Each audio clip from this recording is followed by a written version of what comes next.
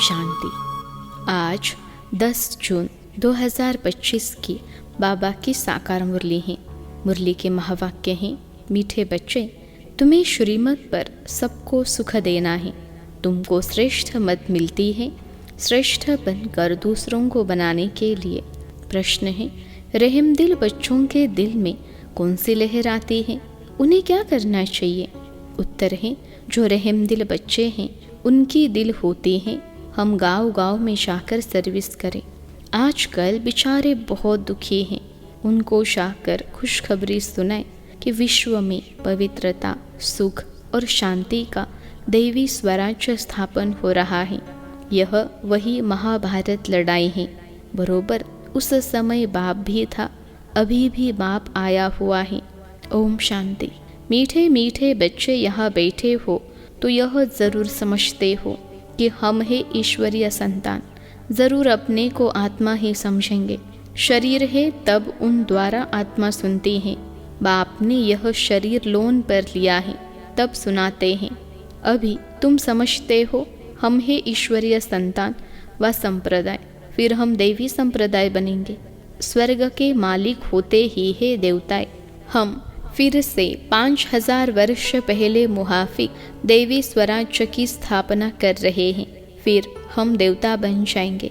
इस समय सारी दुनिया, भारत खास और दुनिया आम, सब मनुष्य मात्र एक दो को दुख ही देते हैं।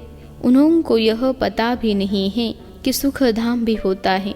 परमपिता परमात्मा ही आकर सबको सुखी शांत बना देते हैं। यहाँ तो घर घर में एक दो को दुख ही देते हैं। सारे विश्व में दुख ही दुख है। अभी तुम बच्चे जानते हो, बाप हमको 21 जन्मों के लिए सदा सुखी बनाते हैं। कब से दुख शुरू हुआ है, फिर कब पूरा होता है, यह और कोई के बुद्धि में चिंतन नहीं होगा। तुमको ही यह बुद्धि में है कि हम बरोबर ईश्वरीय संप्रदाय थे।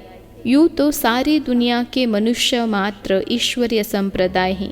हर एक उनको फादर कहे बुलाते हैं। अब बच्चे जानते हैं, शिव बाबा हमको श्रीमत दे रहे हैं। श्रीमत मशहूर है, ऊंचते ऊंच भगवान की ऊंचते ऊंच मत हैं। गाया भी जाता है, उनकी गत मत न्यारी। शिव बाबा की श्रीमत हमको क्या से क्या बनाती हैं।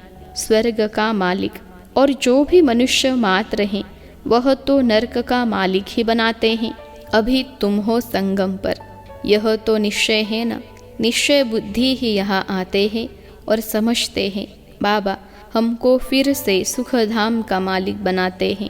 हम ही 100% पवित्र गृहस्थ मार्ग वाले थे। यह स्मृति आई है। 84 जन्मों का भी हिसाब है ना। कौन कौन कितने जन्म लेते हैं। जो धर्म बाद में आते हैं उनके जन्म भी थोड़े होते हैं। तुम बच्चों को अब यह निश्चय रखना है, हम ईश्वरीय औलाद हैं। हमको श्रेष्ठ मत मिलती है सबको श्रेष्ठ बनाने के लिए। हमारा वही बाबा हमको राजयोग सिखलाता है। मनुष्य समझते हैं कि वेद शास्त्र आदि सब भगवान से मिलने के रास्ते हैं और भगवान कहते हैं इसमें कोई भी मेरे साथ मिलता नहीं है। मैं ही आता हूँ तब तो मेरी जयंती भी मनाते हैं, परंतु कब और किसके शरीर में आता हूँ यह कोई भी नहीं जानते सिवाय तुम ब्राह्मणों के। अभी तुम बच्चों को सबको सुख देना है। दुनिया में सब एक दो को दुख देते हैं। वो लोग यह नहीं समझते कि विकार में जाना दुख देना है। अभी तुम जानते हो यह महान दुख है। कुमारी जो पवित्र थी उनको अपवित्र बनाते हैं। नरकवासी बनने के लिए कितना सेरेमनी करते हैं। यहाँ तो ऐसे हंगामे की कोई बात ही नहीं। तुम बड़ा शांति से बैठे हो, सब खुश होते हैं। सारे विश्व को सदा सुखी बनाते हैं। तुम्हारा मान शिव शक्तियों के रूप में है। तुम्हारे आगे लक्ष्मी नारायण का तो कुछ भी मान नहीं। शिव शक्तियों का ही नाम बाला है, क्योंकि जैसे बाप ने सर्विस की है, सबको पवित्र बनाकर सदा सुखी बनाया है, ऐसे तुम भी बाप के मददगार बने हो। इसलिए तुम शक्तियाँ भारत माताओं की महिमा है। यह लक्ष्मी नारायण तो राजा रानी और प्रजा सब स्वर्गवासी हैं। वह बड़ी बात है क्या? जैसे वह स्वर्गवासी हैं, वैसे यहाँ के राजा रानी सब नरकवासी हैं। ऐसे नरकवासियों को स्वर्गवासी तुम बनाते हो। मनुष्य तो कुछ भी नहीं जानते हैं, बिल्कुल ही तुच्छ बुद्धि है। क्या क्या करते रहते हैं, कितना लड़ाइयाँ आदि हैं, हर बात में दुखी ही दुखी हैं। सतयुग में हर हालत में सुख ही सुख है। अभी सबको सुख देने के लिए ही बाबा श्रेष्ठ मत देते हैं। गाते भी है श्रीमद् भगवानुवाच, श्रीमद् मनुष्यवाच नहीं है। सतयुग में देवताओं को मत देने की दरकार ही नहीं। यहाँ तुमको श्रीमत मिलती है। बाप के साथ तुम भी गाए जाते हो शिव शक्तियाँ। अभी फिर से वह पार्ट प्रैक्टिकल में बच रहा है। अब बाप कहते हैं तुम बच्चों को मनसा वाचा कर्मना सबको सुख देना है, सबको सुख धाम का रास्ता बताना है। तुम्हारा धंधा ही यह हुआ। शरीर निर्वाह अर्थ पुरुषों को धंधा भी करना होता है। कहते हैं शाम के समय देवताएं परिक्रमा पर निकलते हैं। अब देवताएं यहाँ कहाँ से आए? परंतु इस समय को शुद्ध कहते हैं। इस टाइम को सबको फुर्सत भी मिलती है। तुम बच्चों को चलते फिरते उठते बैठते याद करना है। बस कोई देहधारी की चाकरी आदि नहीं करनी है। बाप का तो गायन है, द्रौपदी के पाँव दबाए, इसका भी अर्थ नहीं समझते हैं। स्थूल में पाँव दबाने की बात नहीं है। बाबा के पास बुढ़िया आदि बहुत आती हैं। जानते हैं भक्ति करते करते थक गए हैं। आधा कल बहुत धक्के खाए हैं ना, तो यह पैर दबाने के अक्षर को उठा लिया है। अब श्री कृष्ण पाँव कैसे दबाएंगे? शोभेगा? तुम श्री कृष्ण को पाँव दबाने देंगी? श्री कृष्ण को देखते ही उनको चटक पड़ेंगी। उसमें तो बहुत चमत्कार रहता है। श्री कृष्ण के सिवाय और कोई बात बुद्धि में बैठती ही नहीं। वही सबसे तेजोमय है। श्री कृष्ण बच्चे ने फिर मुरली चलाई, बात ही नहीं जचती। यहाँ तुम शुबाबा से कैसे मिलेंगे? तुम बच्चों को बोलना पड़ता है, शुबाबा को याद कर फिर इनके पास आओ। तुम बच्चों को तो अंदर में खुशी रहनी चाहिए। हमको शुबाबा सुखी बनाते हैं 21 जन्मों के लिए। ऐसे बाप के पिछाड़ी तो कुर्बान जाना चाहिए। कोई सपूत बच्चे होते हैं तो बाप कुर्बान जाते हैं, बाप की हर कामना पूरी करते हैं। कोई तो ऐसे बच्चे होते हैं जो बाप का खून भी करा देते हैं। यहाँ तो तुमको मोस्ट बिलवेड बनना है, किसी को भी दुख नहीं देना है। जो रहमदिल बच्चे हैं उनकी दिल होती है हम गांव गांव में जाकर सर्विस करें। आजकल बेचारे बहुत दुखी हैं, उनको जाकर खुशखबरी सुनाओ कि विश्व में पवित्रता सुख शांति का दैवी स्वराज्य स्थापन हो रहा है। यह वही महाभारत लड़ाई है। बरोबर उस समय बाप भी था, अभी भी बाप आया हुआ है। तुम जानते हो बाबा हमको पुरुषोत्तम बना रहे हैं। यह है ही पुरुषोत्तम संगम युग। तुम बच्चे जानते हो हम पुरुषोत्तम कैसे बनते हैं? तुमसे पूछते हैं तुम्हारा उद्देश्य क्या है? बोलो मनुष्य से देवता बनना। देवताएं तो मशहूर हैं। बाप कहते हैं जो देवताओं के भक्त हो उनको समझो। भक्ति भी पहले पहले तुमने शुरू की, शिव की फिर देवताओं की, तो पहले पहले शिव बाबा के भक्तों को समझाना है। बोलो शिव बाबा कहते हैं मुझे याद करो। शिव की पूजा करते हैं, परंतु यह थोड़े ही बुद्धि में आता है कि पतित पावन बाप हैं। भक्ति मार्ग में देखो धक्के कितने खाते हैं।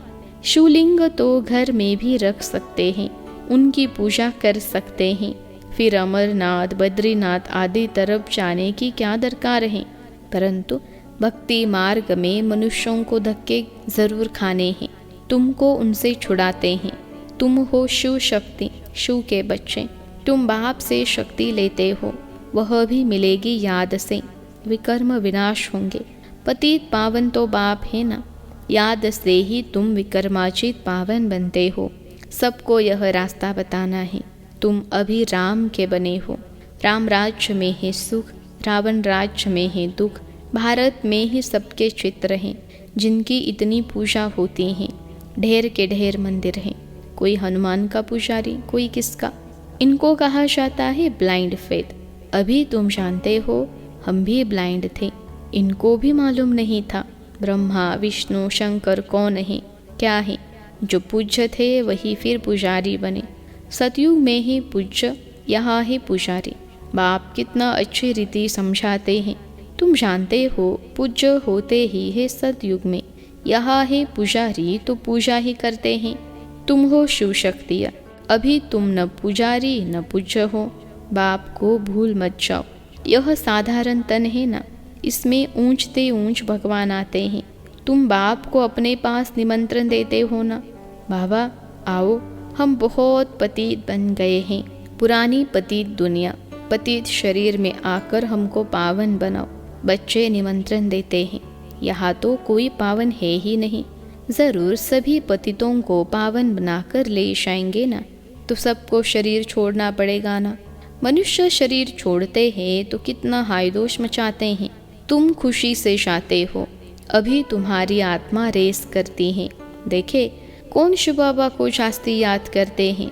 शिव बाबा की याद में रहते रहते ही शरीर छूट जाए तो अहो सौभाग्य, बेड़ा ही पार। सभी को बाप कहते हैं, ऐसे पुरुषार्थ करो।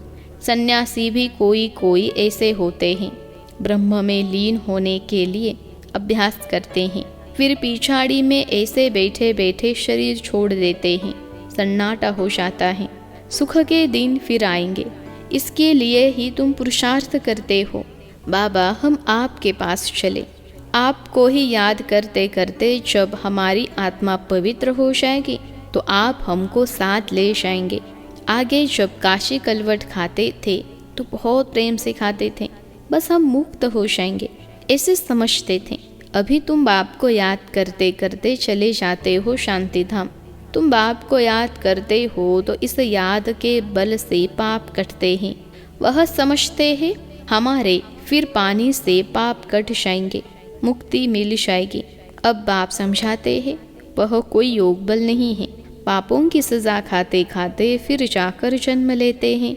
नए सिर फिर पापों का खाता शुरू होता है।